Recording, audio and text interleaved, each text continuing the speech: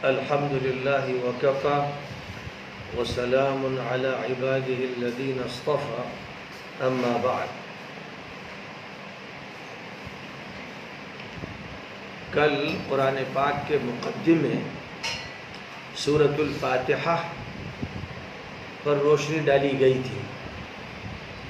سورۃ الفاتحہ کی کیا حیثیت ہے، قرآن پاک کی دیگر صورتوں سے اس کا کیا تعلق ہے، اور سورۃ الفاتحہ کی کتنی زبردست جامعیت ہے، اور پورے قرآن پاک کا خلاصہ کس طرح سے اس میں پیش کر دیا گیا ہے، اس کی طرف کچھ اشارے کیے گئے تھے.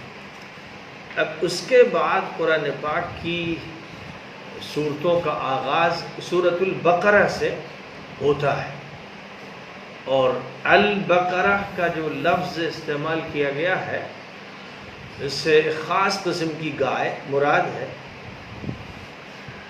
تراویح کے بعد سورۃ البقرہ پر تفصیل کے ساتھ میں نے گفتگو کی تھی.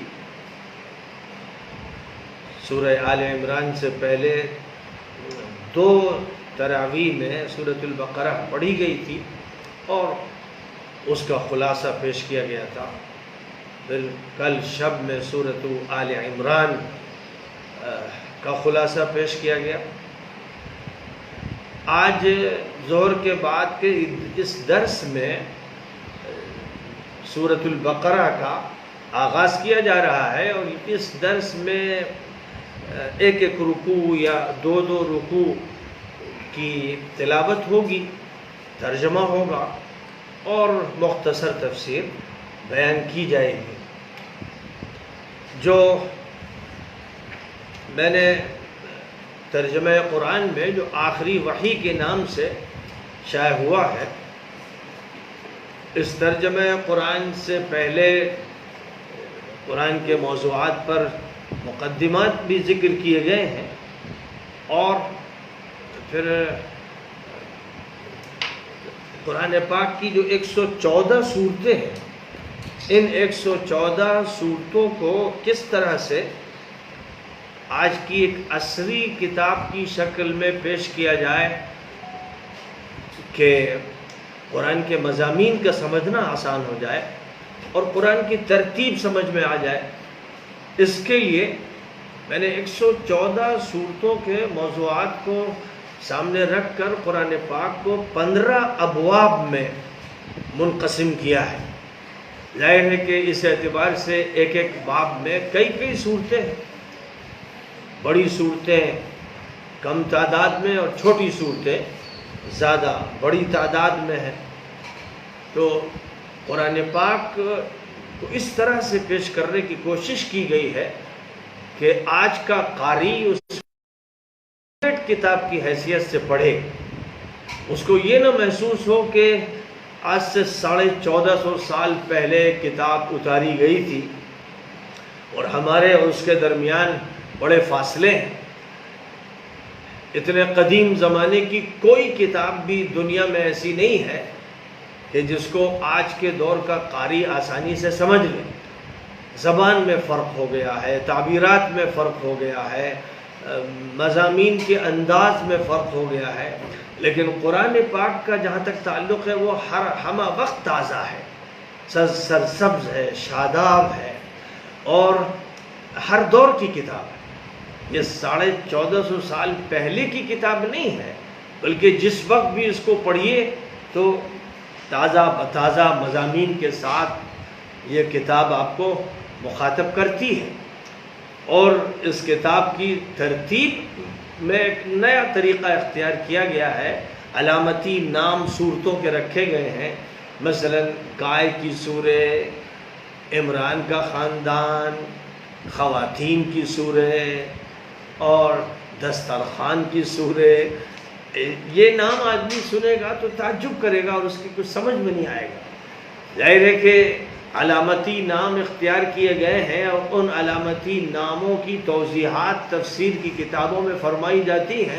تو ایک قاری جو تفسیر کی کتاب پڑھتا ہے اس کو دیر سے بات سمجھ میں آتی، لیکن آخری جمع قرآنی میں نے اس بات کی کوشش کی ہے کہ صورتوں کو ابواب کی شکل میں مرتب کر دیا جائے اور باب کی فصلوں کا تذکرہ کر دیا جائے، اور پھر جو فصلیں ہیں ان کے ذیلی عنوانات بیان کیے جائیں، تاکہ آیتوں کا جو ہر مجموعہ ہے جس میں کوئی موضوع چھیڑا گیا ہے اس موضوع کو بھی عنوان سے سمجھنے میں کوئی دشواری نہ ہو، بہت آسانی سے موضوع سمجھ میں آتا چلا جائے۔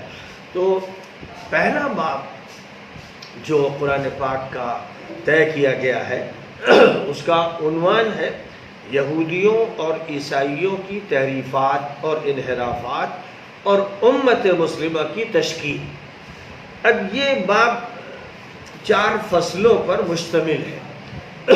سب سے پہلی فصل سورہ بقرہ کی ہے، جس کا موضوع ہے کہ یہودیوں کے عروج و زوال کے اسباب، ان کی معزولی اور امت مسلمہ کے عالمی رول کے لیے تیاری اور ایک جامع نظام کا خاکہ، اس امت کا بنیادی کانسٹیٹیوشن، اس کا وہ دستور جو عطا کیا گیا۔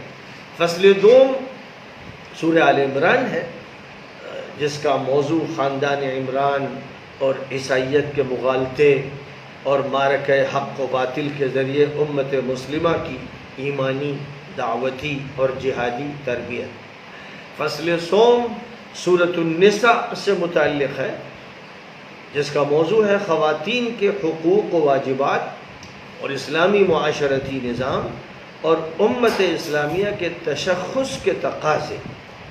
فصل چہرم سورۃ المائدہ پر مشتمل ہے، جس کا موضوع ہے عیسائیوں کی غلو پسندی، یہودیوں اور عیسائیوں کے بارے میں واضح موقف اور مسلم معاشرے کے تحفظ کے انتظامات۔ اب فصل اول سورہ بقرہ پر مشتمل ہے، اور اس فصل اول کا جو نام ہے وہ البقرہ ہے، اور البقرہ سے مراد خاص گائے، جس کا تذکرہ اسی سورہ میں آگے چل کر آئے گا، جہاں حضرت موسیٰ علیہ السلام نے بنی اسرائیل کو ایک قتل کے کیس میں یہ حکم دیا تھا کہ وہ ایک گائے ذبح کریں، اور مقصد یہ تھا کہ اس گائے کو ذبح کرنے کے بعد اس کے گوشت کا ایک ٹکڑا لاش پر مارا جائے گا، اور لاش کو اللہ تعالیٰ اس طرح زندہ کر دے گا، اور پھر اس کے بعد مقتول یہ بتا دے گا کہ میرا قاتل کون تھا۔ یہ جو واقعہ ہے، اس واقعے کا تذکرہ فرمایا گیا ہے، اور اس حکم پر حضرت موسیٰ نے جب بنی اسرائیل کو یہ حکم دیا کہ وہ گائے ذبح کریں، تو اس وقت انہوں نے جو میخ نکالی، جو سوالات کیے، جو حضرت موسیٰ سے جرحیں کی اور ٹال مٹول کی کوشش کی اور حکم سے بچنے کی کوشش کی، یہ وہ نفسیات ہے جو کسی بھی قوم میں اگر پیدا ہو جائے تو پھر اس قوم کی تباہی کا انتظام ہو جاتا ہے۔ جب ٹال مٹول کیا جائے، میخ نکالی جائے اور کسی حکم کو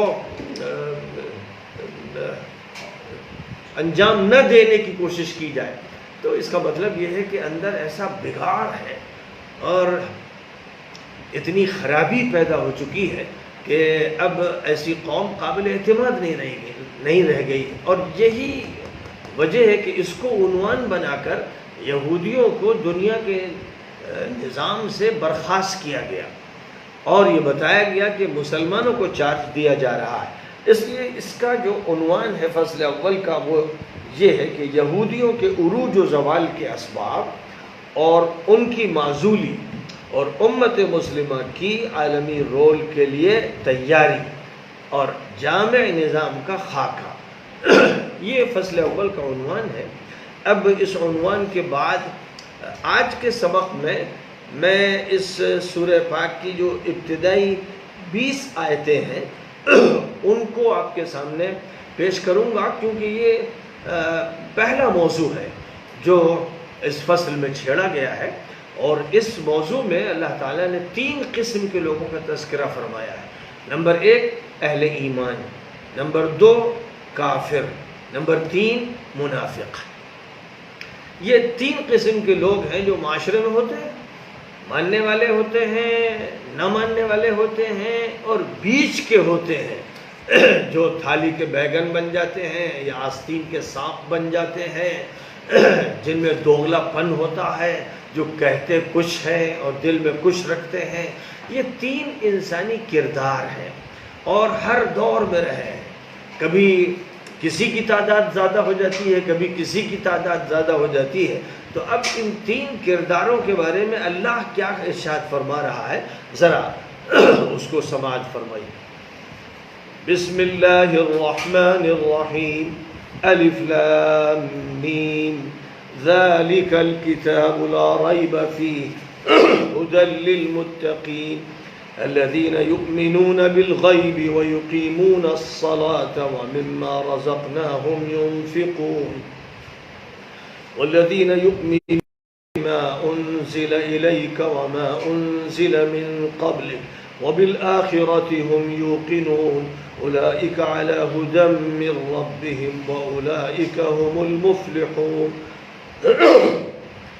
پڑھو اللہ کے نام سے جس کی رحمتیں بے شمار ہیں اور جس کی کرم فرمائیاں دائمی ہیں. الف لام میم یہ خاص معنی خیز پر اسرار اشارات ہیں، یہ کوڈ ورڈز ہیں اور ان کو حروف مقطعات کہتے ہیں. یعنی ہر حرف الگ پڑھا جاتا ہے، ملا کے نہیں پڑھا جاتا. جیسے ذالکا، اب یہ حروف ملا کر پڑھا گیا. اب یوں کہا جائے ذال لام کاف تو یہ الگ الگ حروف ہو گئے. ایسے ہی ہم اگر پڑھیں علم تو اس کا مطلب ہم نے ملا دیا، لیکن یہاں ملا کر یہ حروف نہیں پڑھے جاتے، کاٹ کاٹ کے الگ الگ پڑھے جاتے ہیں. الف لام میم، تو ان کو اصطلاحی طور پر حروف مقطعات کہا جاتا ہے. اور قرآن پاک کی متعدد صورتوں سے پہلے یہ حروف آئے ہیں، کہیں الف لام میم، کہیں الف لام را، کہیں الف لام میم را، کہیں حامیم، کہیں حامیم عین سین قاف، کہیں صاد، کہیں قاف. 1 حرفی، 2 حرفی، 6 حرفی، 5 حرفی، بس 1 حرف سے لے کر 5 حرف تک کے یہ مرکبات ہیں جن کو حروف مقطعات کا نام دیا گیا ہے. فرمایا یہ ہے وہ عظیم کتاب جس میں کسی شک و شبے کی کوئی گنجائش نہیں ہے. یہ مکمل ہدایت نامہ ہے جس سے وہ لوگ مستفید ہوں گے جو دنیا اور آخرت کی تباہی سے اپنا بچاؤ اور تحفظ چاہتے ہیں، جو غیب پر یعنی ان حقائق پر جن کو نہ دیکھا اور نہ اپنے حواس سے محسوس کیا، نبی کی تصدیق کی بنا پر ایمان لاتے ہیں اور نماز صحیح طور پر صحیح نیت کے ساتھ اور مقصدیت کے ساتھ ادا کرتے ہیں، اور جو بھی نعمتیں ہم نے انہیں دے رکھی ہیں ان میں سے خرچ کرتے ہیں، ان کی زکوٰۃ اور ان کا حق ادا کرتے ہیں، اور جو ان سب باتوں پر ایمان لاتے ہیں جو آپ کی طرف نازل کی گئیں اور آپ سے پہلے نازل کی گئیں، اور آخرت پر یقین رکھتے ہیں، وہی لوگ راہ ہدایت پر گامزن ہیں اور وہی کامیاب و کامران. ایمان والوں کا ایک خاکہ پیش کیا گیا مختصر سا، ورنہ ایمان والوں کے عقائد اور اعمال تفصیل کے ساتھ قرآن پاک میں جا بجا بیان کیے گئے ہیں، لیکن یہ ایک سمری ہے، یہ ایک خلاصہ ہے، عطر کشید کر دیا گیا ہے. اور اس میں بنیادی طور پر جو بات ارشاد فرمائی گئی ہے کہ جو لوگ باضمیر ہیں، باشعور ہیں، غیب پر ایمان رکھتے ہیں، اور غیب پر ہی اصل ایمان مطلوب ہے. جو چیزیں دیکھی جا رہی ہیں ان پر تو ہر کافر، ہر مشرک، ہر مومن، ہر ملحد ایمان رکھتا ہے. ہم اور آپ دھوپ دیکھ رہے ہیں، مان رہے ہیں. اب اس میں نہ مومن میں فرق نہ کافر میں فرق، ہر انسان اس دھوپ کو دیکھ رہا ہے، جاہل ہو، عالم ہو، چھوٹا ہو، بڑا ہو، کیسا ہی ہو، جو بھی بینا ہے وہ اس دھوپ کو دیکھ رہا ہے تو کہہ رہا ہے دھوپ نکلی ہوئی ہے. آسمان کو دیکھ رہا ہے تو کہہ رہا ہے کہ وہ آسمان ہے، زمین کو دیکھ رہا ہے تو کہہ رہا ہے یہ زمین ہے. لہذا جو چیزیں ایسی ہیں کہ انسان کے حاسوں سے انہیں محسوس کیا جاتا ہے، ان پر ایمان کا مطالبہ نہیں کیا جاتا. ایمان کا مطلب ہی یہ ہوتا ہے کہ ان چیزوں کو مانا جائے جن کو نبی کی تصدیق کی بنیاد پر مانا جاتا ہے. یعنی ہم محض دیکھ کر اور محض سن کر اور محض سونگ کر اور محض چکھ کر اور محض چھو کر نہیں مان رہے ہیں، بلکہ نبی کی تصدیق کی بنیاد پر مان رہے ہیں۔ ہم اس بنیاد پر مان رہے ہیں کہ اس کائنات کا مالک اور خالق اللہ ہے، اور اللہ قادر مطلق ہے، اور اللہ نے جو بہت سی چیزیں غیب میں پیدا کی ہیں، جنت غیب ہے، دوزخ غیب ہے، فرشتے غیب ہے، پل صراط غیب ہے، قیامت غیب ہے، اور بے شمار چیزیں غیب ہیں۔ بلکہ جو چیزیں مشہود ہیں، یعنی جو ہم دیکھ رہے ہیں، چھو رہے ہیں، جن کو برت رہے ہیں، وہ 1%، 1/1000، 1/1,00,000، 1/کروڑ، 1/ارب، کوئی گنتی ہی نہیں، ان کی کوئی فیصد ہی نہیں، بہت ہی کم چیزیں ہیں جو ہم جانتے ہیں۔ اسی لیے قرآن پاک میں ایک موقع پر یہ بات ارشاد فرمائی گئی ہے کہ اے لوگو، تم کو بہت تھوڑا علم دیا گیا ہے۔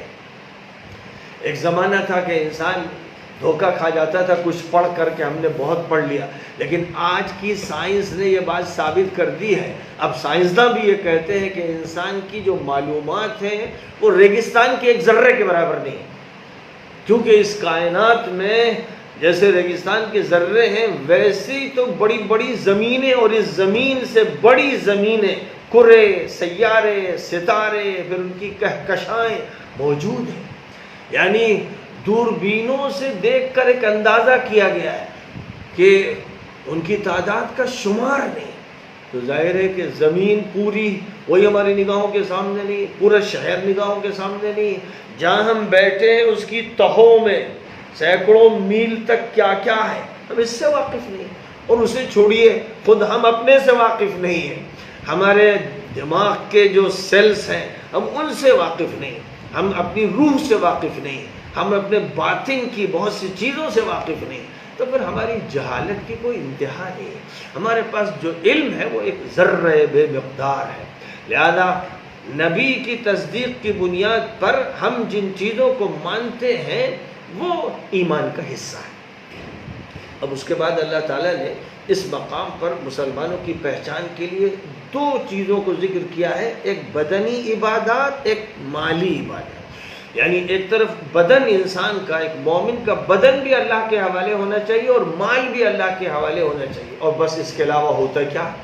مال ہر اس چیز کو کہتے ہیں جو انسان کی ملکیت میں ہوتا ہے۔ کپڑا مال ہے، پیسہ مال ہے، کھیتی مال ہے، زمین مال ہے۔ عربی زبان میں مال کا جو لفظ ہے، اور اردو میں بھی مال کا جو لفظ ہے، وہ صرف سکوں کے لیے نہیں استعمال ہوتا ہے، بلکہ ہر وہ چیز جس کی انسان کو ملکیت حاصل ہوتی ہے اس کو مال کہا جاتا ہے۔ تو جب یہ بات کہی گئی کہ انسان اپنے بدن کو بھی اللہ کے لیے وقف کر دے اور مال کو بھی اللہ کے لیے وقف کر دے، تو پھر اتنا زبردست احاطہ ہو گیا کہ پھر اس سے کوئی چیز باہر رہ نہیں گئی۔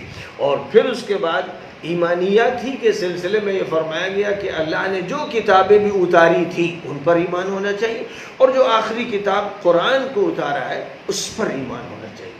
اور قرآن پر ایمان کا مطلب یہ ہوا کہ قرآن کی ہر آیت کو مانا جائے، ہر لفظ کو مانا جائے، ہر حرف کو مانا جائے، اور اس کے ہر حکم کو مانا جائے۔ جو کچھ بھی قرآن میں کہا گیا ہے اس کو تسلیم کیا جائے، اور آخرت کو مانا جائے کہ یہ دنیا مسافر خانہ ہے، یہ ایک سفر کی جگہ ہے، ایک آزمائش کی جگہ ہے، یہ وطن نہیں ہے۔ بہرحال اس دنیا سے آگے بڑھ کر وطن جانا ہے، تو یہ بات بھی اچھی طرح سے ذہن میں رہنی چاہیے۔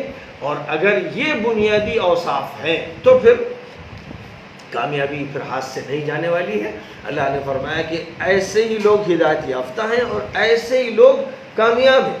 اس کے بعد پھر سرکش کفار اور مشرکوں کا تذکرہ کرتے ہوئے فرمایا ان الذين كفروا سواء عليهم أأنذرتهم أم لم تنذرهم لا يؤمنون ختم الله على قلوبهم وعلى سمعهم وعلى أبصارهم غشاوة ولهم عذاب عظيم۔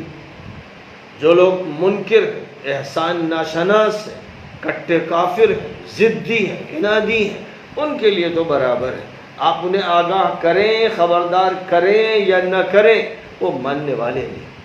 ان کے دلوں اور کانوں پر اللہ نے مہر لگا دی اور ان کی آنکھوں پر پردہ پڑا ہوا ہے، اور ان کے لیے بڑی سنگین سزا ہے۔ یہاں جن کافروں کا ذکر ہو رہا ہے وہ کافر ہیں جن کی قسمت خراب ہو چکی ہے، بہت ہی کٹے سرکش کافر، جن کے بارے میں اللہ کے علم میں ہے کہ یہ ایمان سے محروم رہیں گے، انسانوں کو نہیں معلوم ہے، اس لیے انسانوں کو حکم ہے کہ ہر انسان کو دعوت دی جائے، ہر غیر مسلم کو دعوت دی جائے، ہر مسلمان کی اصلاح کی جائے۔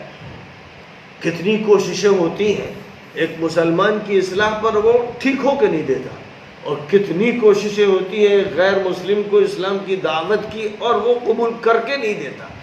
یہ واقعہ ہے، تجربات شاہد ہیں، واقعات شاہد ہیں۔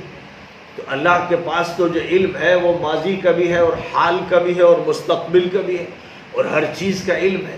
تو وہ جانتا ہے کہ کون خوش قسمت ہوں گے، کون بد قسمت ہوں گے، فیصلے تو اسی کے ہاتھ میں ہے۔ لیکن اس نے ہر انسان کو یہ صلاحیت دی ہے کہ وہ چاہے تو نیک بن جائے اور چاہے تو بد بنے۔